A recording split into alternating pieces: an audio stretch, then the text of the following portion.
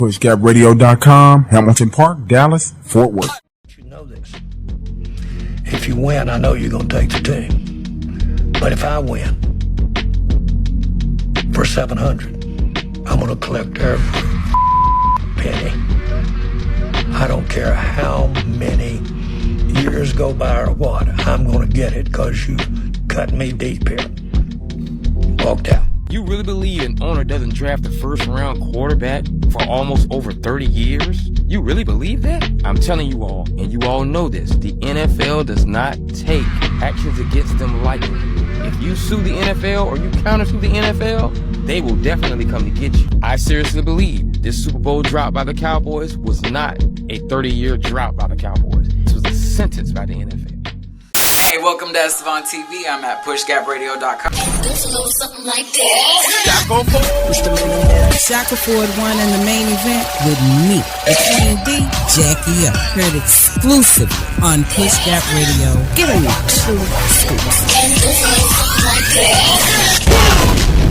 PushGapRadio.com in Dallas and Fort Worth. It's Rubber Buggy Baby Boomer Radio. You see it. I forgot to tell y'all. See, I did the show the other week, okay? I thought we were going to lose to the Dallas Cowboys since the story is about how the Cowboys have been sentenced to 30 years probation by the NFL. But we put foot to ass in Dallas. Bubba Dub, tell them what you need to tell them, baby. What's going on, man? Y'all, you know what I'm saying? Y'all already know, man. Y'all like seeing me like this, man. Chicago rabies Bears, man. How y'all lose to the motherfucking Bears? King Ball rolling over this motherfucking grave right now, man. Thought I'd never be here today to say this, man. You know I gotta be real with myself. And I gotta be real with y'all here tonight, man. I can't lie no more. I can't. Trayvon did trash. Okay. Damn trash. All right. The little cowpokes, they ain't going nowhere, mine. Long as Jerry is the dang on owner, mine, of the Dallas Cowboys. You folk just ain't going nowhere, man. Jerry Jones has a legal history of battles with the NFL. Jerry Jones has a history of legal battles with the NFL, but there is no credible evidence or a ruling supporting the idea that the league is colluded against him, mine. Now, the guy I'm finna kick game to you with, he says, and I kind of got to believe what old boy is saying. Jerry tried to sue the NFL, man. You can't sue the NFL. NFL is only somebody that owns a day of the week. Okay? Sundays is NFL, baby. But yeah, Jerry Jones tried to sue them folk, man, in black or white. When you try to sue an entity, a monopoly, like the NFL, they're going to come for you. Okay? Now, I don't know if a lot of you remember, back in the mid-90s, Jerry was fighting about merchandising rights. Remember that? Yeah. Jerry sued the NFL. Well, the NFL sued Jerry for $300 million. Now, what you heard up front when Jerry was saying about the $750, Jones counter-sued the NFL for $750 million, arguing the league's collective licensing was illegal. He said they're a cartel, what Jerry said. Commissioner's contract, he tried to get Roger Goodell up out the paint. Remember that? Did the NFL collude to keep Jerry Jones and the Dallas Cowboys from ever going to another Super Bowl? It's been damn near 30 years. Jerry done tried to fight the NFL 3 times.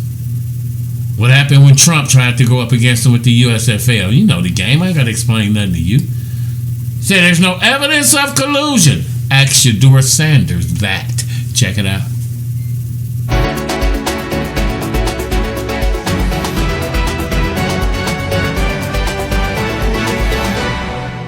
I had been saying this on social media for years, and you all were laughing. I had been telling you all about all those teams that went bankrupt in 1994. And Jerry saw this, and he had other plans for his team.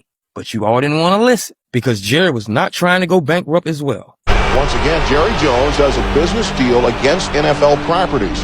When Jerry and I walked across the end zone on national TV, we were 2 people rebelling against the NFL. The press release released by Jerry Jones, the headline is Cowboys owner bucks NFL again.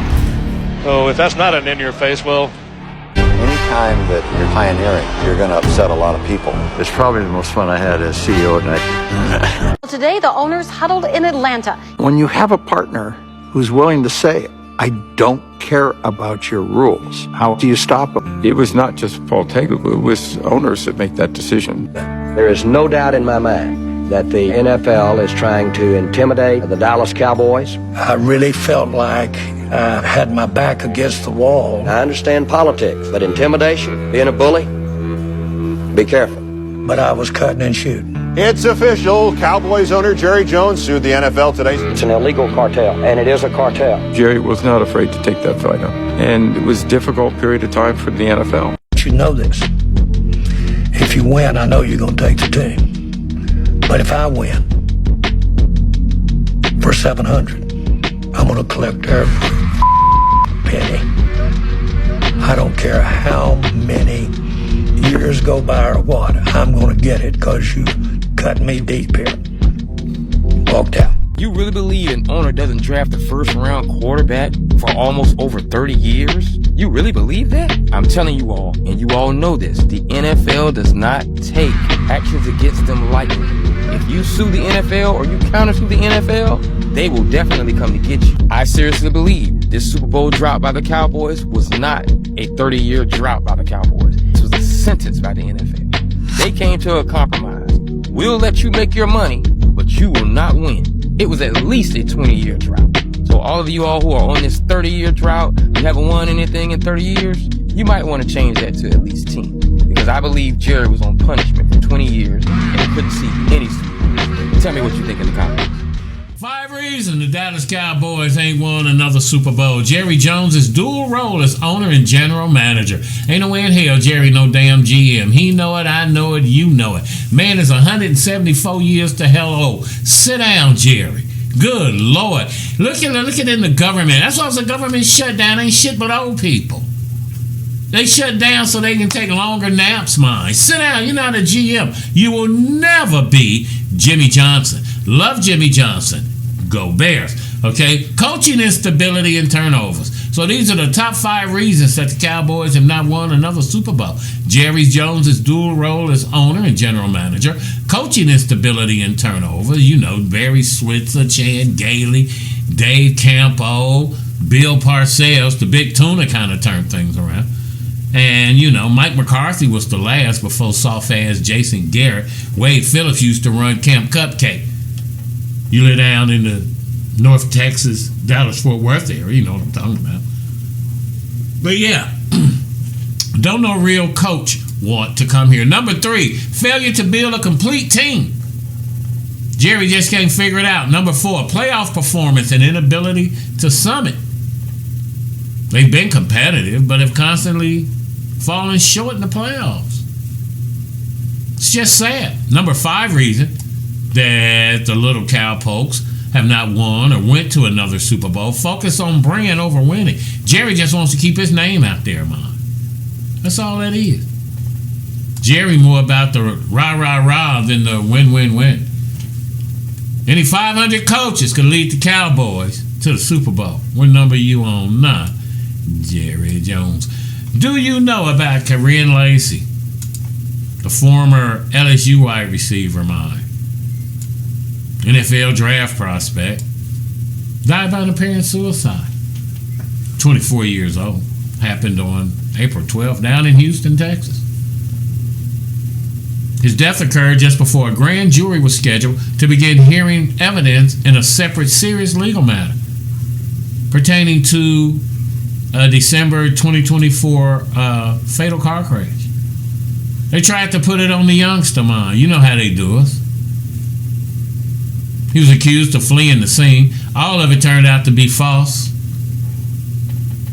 Yeah, all of it turned out to be fake news.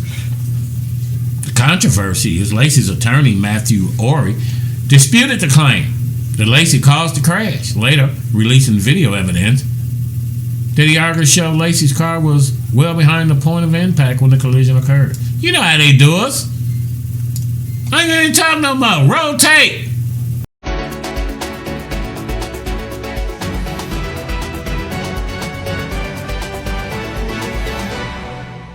Kyron Lacey, the young man who took his life because he was going top 5 playing for LSU, and he was falsely accused of killing somebody. And of course, he was a black young man, and these 2 white cops just had it in for him. Jealous as usual, and the brother, such a good-hearted and a clean student, committed suicide rather than be called a murderer. And then there's footage of the cop having this brother sign this paper saying that he was screeching the brakes because of the truck, and yeah. In that video, you can clearly hear the suggestive nature indicating that I need you to say that you had to slam on your brakes and you had to avoid a charger. Okay, just make sure you add in there that you had to slam on your brakes, and the brakes, you had to slam on the brakes to avoid that charger, and the brakes locked up to avoid that charger. That's. But then you hear Gold Truck, the witness who's the Gold Truck, what he says. And he says verbatim. I ain't skid mark or nothing. I wasn't even going for it. That lady in the back of me, she didn't saw what's happening. That's how she called that record. She was running in the back of me, she pulled on the other side, and that's not it. I didn't skid marked or nothing because I wasn't even going that fast. Feeding him the answer that he wants for his report so that he clears his name. Yeah. So, yeah, look. My condolences go out to that young man's family, his mother. Yeah. And let's hold these 2 motherfuckers accountable. I don't give a fuck if they wear blue, green, purple. Lock their ass up. Ain't no motherfucking cops. Them setup artists. Yeah, Lacey's death occurred while he was being pursued by authorities in Houston. Police had initially responded to a call from a relative reporting a weapons disturbance, stating that Lacey had fired a gun into the ground. Come on, man. Come on. Negative publicity. Lacey's attorney and agent publicly linked the immense pressure, negative publicity, and the loss of his NFL Combine invitation due to the criminal accusations as factors contributing to the youngster's suicide, man. Come on, man. See how they do us? I ain't telling you nothing new.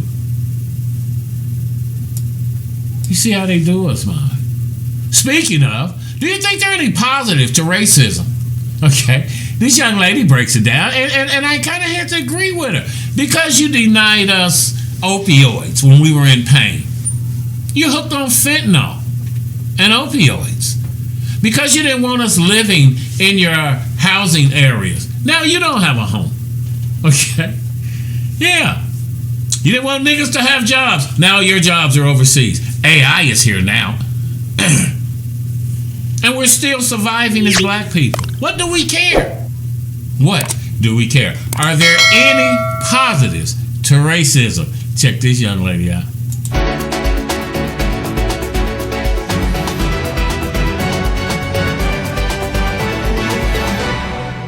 People often talk about the negative aspects of racism, but nobody ever talks about the positive aspects of racism. Oh yes, there are a lot of positives.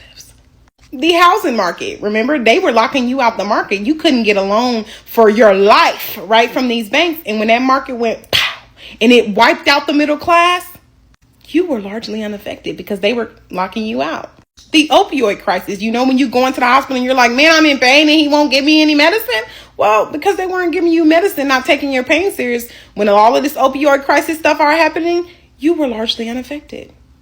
Black farmers, right? When you were trying to get the handouts and the bailouts, right? They were going to Congress damn near about to sue and blowing a gasket, complaining about you getting, resources. Well, now that all of that's going under, you're self-sustainable, right? You were largely unable to get these benefits. So you're sustaining and they're going under.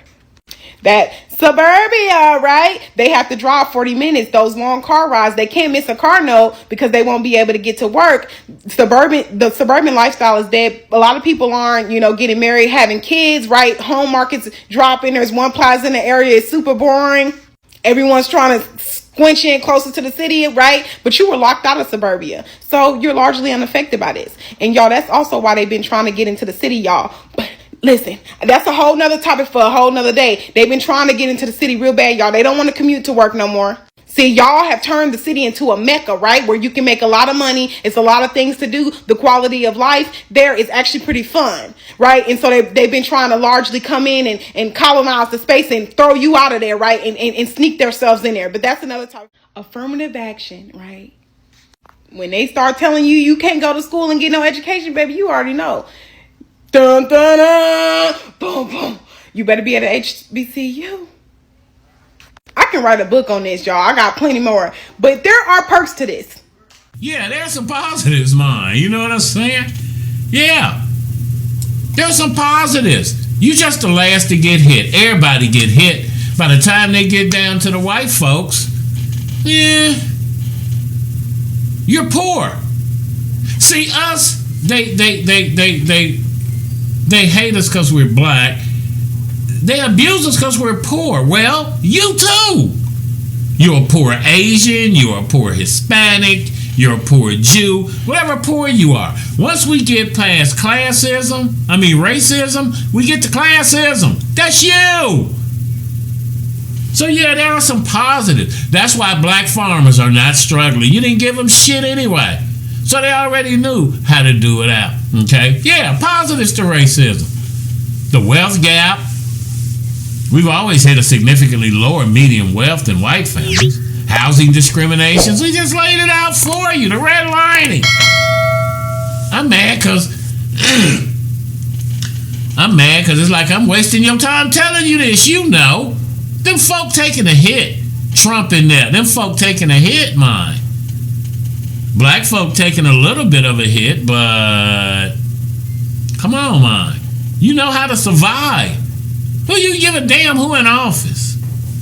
Is your phone listening to you? I think that was eerie. I thought it was just me till I came across this guy, right? The universe always shows you a sign after you make a move. Most people will send me a sign. The sign happens after you make a move. If God don't want you to go that way, then he'll stop your steps, but you're not ready for that. But yeah, is your phone listening to you? Because you'll think something now. I'ma just roll the tape. I ain't even finna hold you.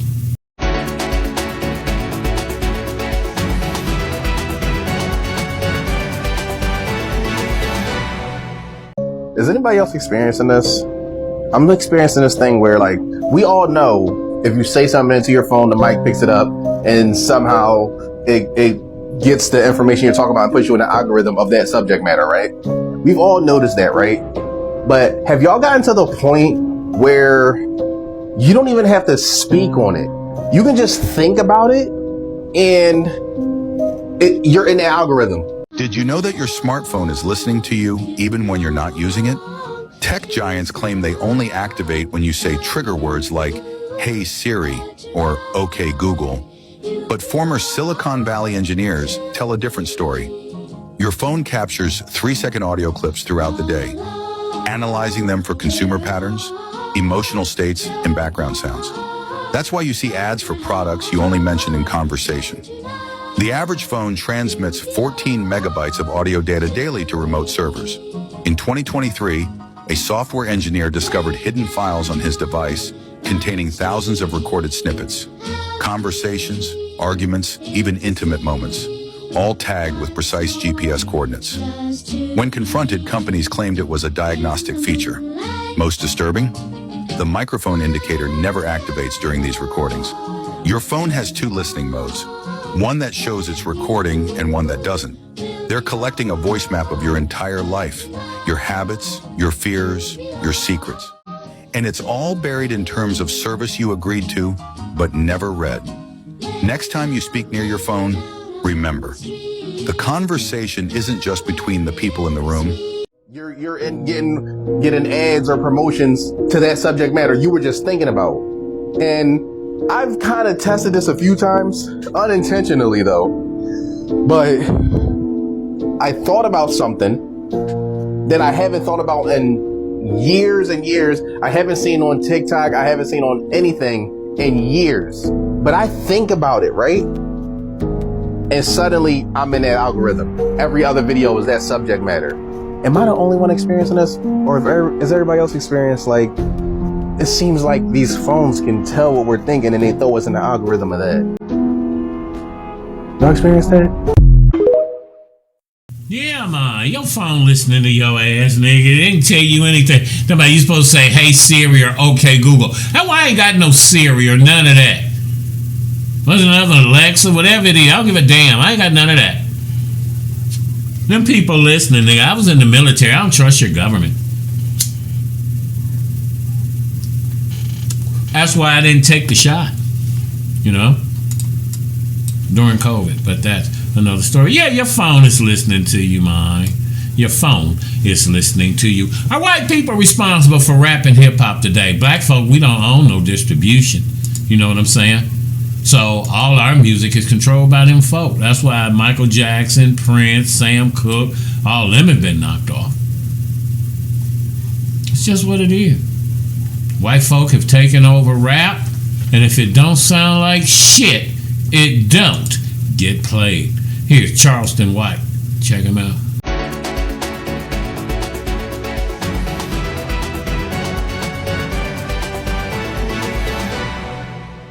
The only people on the radio that talk about how great it is to kill each other are black.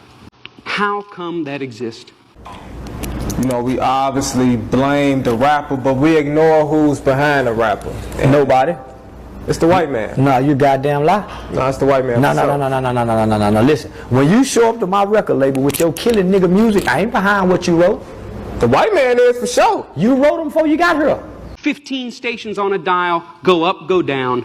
The only people on the radio bragging about getting automatic weapons, gunning each other down, are black. And you just gave $1 million for it. But you wrote it. But listen, listen, brother. I'm a businessman. Right. I ain't got nothing to do with what you wrote.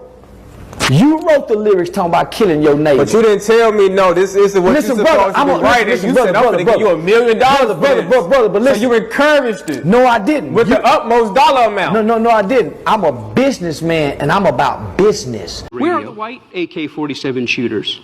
Where are the white drug dealers? No, do white people not do drugs? Do they not deal drugs? Of course they do. But why is it that it doesn't make it to our mainstream radio? Why is it that we don't hear it hundreds of times a day in hundreds of cities across the nation? Maybe it's because there's no white audience for it. Or maybe it's because it's not really marketable. Maybe it's even sicker than that. Maybe when white people do it, they're accused of acting black. When you stop rapping this and I get a Nas X and he can rap gay, I'm going to sign him too. You showed up with these gay killer lyrics, brother.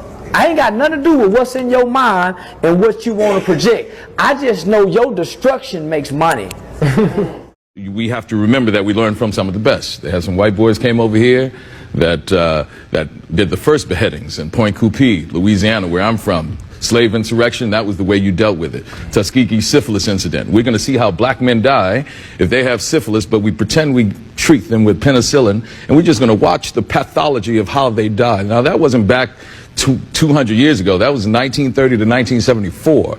We're talking about giving these wonderful blankets to the Native Americans infected with smallpox as they walked on that trail of tears just to see how they die and to eliminate their population so we can take all of that land. So the violence that is in America has come from a very learned position that was brought here by some Caucasian folks. All right? Where somebody says, you know what, I'm inspired to write a song that celebrates murdering another person. And then a person says, I'd like to put that on my station. Another person said, I'd like to pay for it. And then there's people out here in the audience that go, I'd love to hear it, as long as it's black guys. Because even white people buy rap music, buy this type of stuff, because we know that when we want to hear about killing each other, we know who to turn to. The truth is, in America, black murder is normal. Yeah, that's what that is, man. Done just jacked us around in the game. PushGapRadios.com. We're bridging the gap between old school and new school radio. Thank you for hanging out in P-Town. Don't forget to like, comment, and subscribe. I always forget to say that. But yeah, we just want to keep you in the loop, man. I just want to feed it to you quick and get out. I know folk is tired of always hearing the depressing crap, man. I vibrate at another frequency. Christmas Day is my birthday, Capricorn. I'm in the world, but not of the world. So you might want to watch out for somebody like me. Pray until something happens. God always provides. At pushgapradios.com, the power is in the name. Never average, never mediocre, online, on point, and on the freaking money. Pushgapradios.com. Dallas, baby, and we're out. PushGapRadio.com, bridging the gap between old school and new school radio. PushGapRadio.com. It's Dallas, baby. PushGapRadio.com. We finna take over this town like street sweepers. That's gangsta, dude.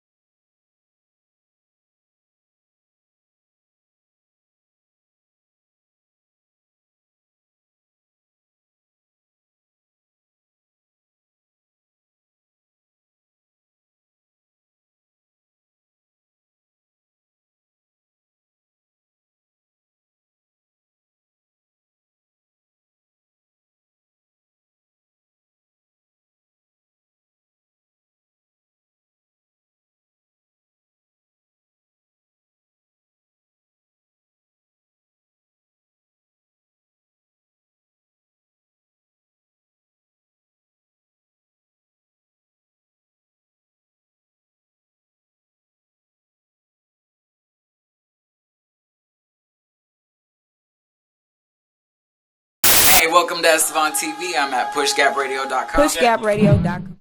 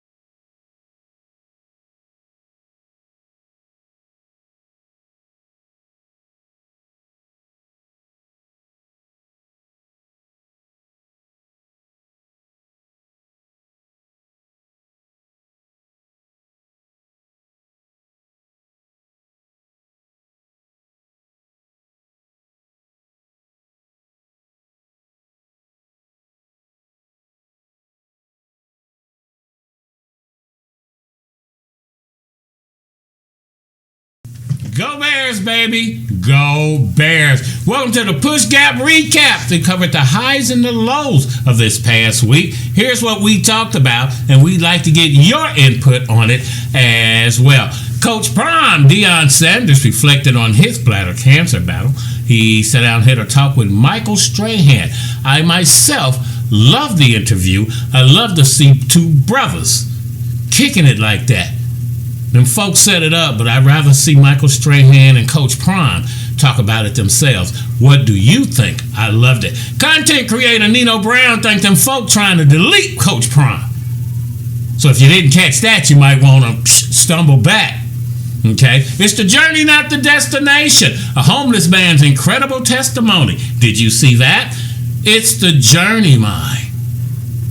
The destination continues to evolve. Things you learn hanging out at pushgapradios.com. Shula King said that God's plan is for you, and you need to trust that. I trust it. That's why I put it in the show. That's why we have pushgapradios.com. Okay? What God gave to you, he couldn't give to nobody else. They could not do what it is that you do. Did the NFL collude to keep the Dallas Cowboys from going to another Super Bowl? You might want to look into that. Is it just bad general managing and coaching? Or is it the NFL and something else? Positives to racism. Did you ever stop to think there may be something positive to the racism that they kicked down on? You never wanted us to have anything.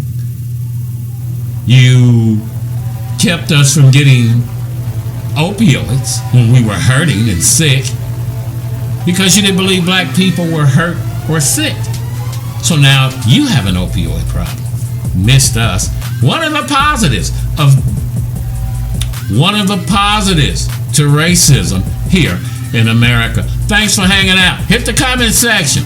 Let us know what you think. Go Bears forever and always, nigga. Forever and damn always. But yeah, leave us a comment. Let us know what you think. Don't forget to like, comment, and subscribe. And we will see you on next Saturday night. PushGapRadio.com, dog.